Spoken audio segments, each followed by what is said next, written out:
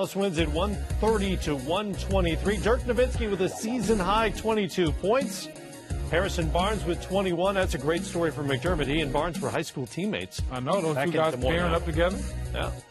And LA's four-game win streak comes to an end. Thomas with 22. What'd you guys, I know we didn't see the whole game. What'd you guys see of Thomas in his debut in Laker purple and gold?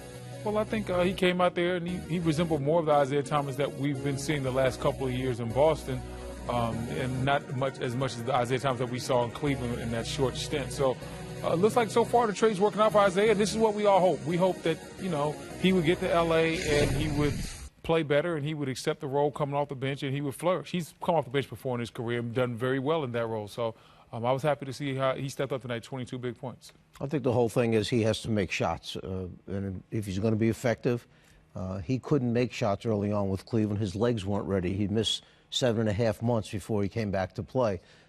If he can make shots, that's where he can be a contributor to the Lakers, and hopefully he plays really well in the remaining games of this season so that going into negotiations, he's got something to fall back on and say, well, somebody's still going to give him a decent contract, a good-sized contract. He's just probably not going to get the $200 million with the Brinks truck that he was talking about before.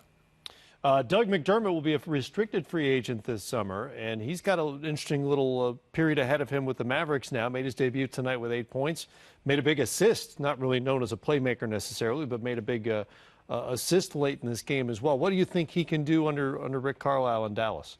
I think he's one of the guys that had a great college career and then coming into the NBA. This is an adjustment for him, but I think ultimately he will wind up being a solid contributor. And Rick Carlisle is one of the best coaches in the NBA, and if anybody can find a place for him within the system, Carlisle can do that. So I hope this is a new beginning for him. And it would be nice to see him have a chance to be somewhere long-term as well and have some continuity in his career. I mean, he's known as an offensive player, obviously. He's a good shooter. He's about 39% from three for his career, but he's never had a long-term defined role as an NBA player. As a player, all you're looking for is a home, somewhere where you can get comfortable and you can show your skill set.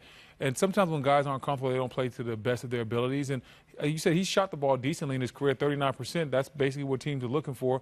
Not really known as being a great defensive player, but offensively he can hit shots so he can get out there on the court. All he needs to do is just find the perfect place for him where they let Doug McDermott be Doug McDermott. Hit shots, hide him a little bit on defense. I'm sure he'll be fine.